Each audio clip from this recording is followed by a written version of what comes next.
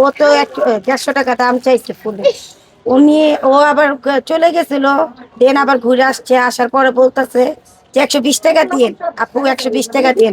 উনি 120 টাকা না দিয়ে উনি 100 টাকা দিয়ে চলে গেছে।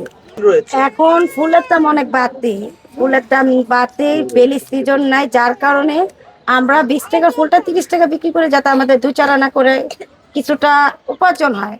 কারণ আমরা উপার্জনের জন্য এখানে গেছি। যদি উপার্জনই না হয় তাহলে আমাদের তো ওই কষ্ট করে তো লাভ নেই।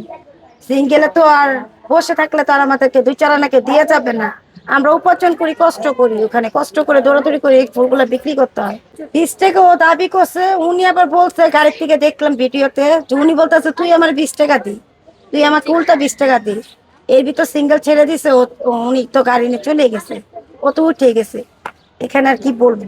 সে কি 100 টাকা দেওয়ার পরে উল্টা তোমার কাছে 20 টাকা চেয়েছিল কিনা? জি, ভিক্ষা চাইছিল।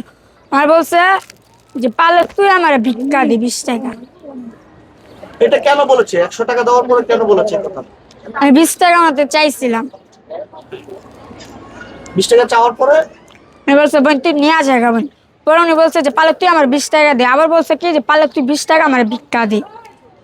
ভিক্ষা দেয়। হুম। তো যখন এই কথাটা বলেছে তখন তুমি কি 20 টাকা দিয়েছো নাকি না ওই 100 টাকা নিয়ে আবার চলে আসছো?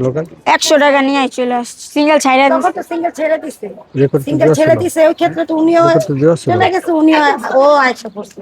উনির মতন হাজারো রেহানা আছে, হাজারো অনেক প্রবাসী ভাইয়েরা আছে, কিংবা অনেক বাঙালি ভাইয়েরা আছে, সবাই আছে। আমরা যে সিঙ্গেলে মানে ফুলটাতে বিক্রি করে আমাদের পেটের দায়িত্ব বিক্রি করি। এখন অনেকে আছে যে টাকা না দিয়ে ফুল নিয়ে চলে যায়, ওই ক্ষেত্রে তো আমাদের ওইটা নিয়ে টানা আশ্রয় লেগে যায়। যে আমরা যে 10টা টাকার জন্য যাই, ওই 10টা টাকা আমাদের পিছে পড়ে যায়। মালিক তো আর ওটা বোঝে না যে ফুল নিয়ে চলে গেছে, কিংবা ফুল ফালাই দিছি, কিংবা বিক্রি করতে পারিনি, ওটা তো আর মালিক দেখবে না। উনি তো হিসাবের মাল আমাদেরকে দেয়, ওটা হিসাবে টাকা নিয়ে নেয়। ওইটা যদি কেউ যদি টাকা নিয়ে চলে যায়, টাকা কম দিয়ে যায়, ওটা তো আমাদের মানে পকেট থেকে ওই টাকাটা দেওয়া লাগে। তো ওই ক্ষেত্রে তো আমাদেরও কিছুটা কষ্ট হয় ভাই। আমরা তো যাই দুই চার আনার জন্য, দুই চার আনা যাতে আমাদের আসে, এই জন্যই তো যাই। কারণ ওই টাকাটা দিয়ে আমাদের কিন্তু বাড়তি কোনো ইনকাম নেই, বাড়তি কোনো খরচ, মনে করেন একটা সংসারে তো অনেক খরচ লাগে ভাইয়া।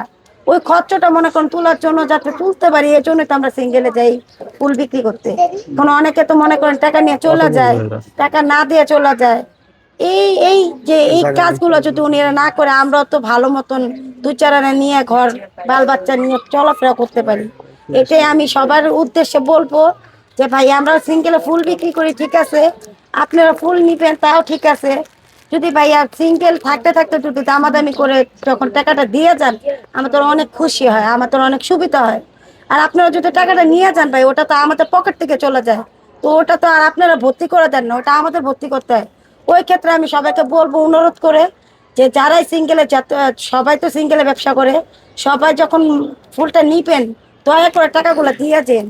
কারণ ওইভাবে টাকা নিয়ে গেলে তো আমাদের খরচ হয়ে যায়, আমাদের আর্থিক সমস্যা হয়ে যায় ওই ক্ষেত্রে।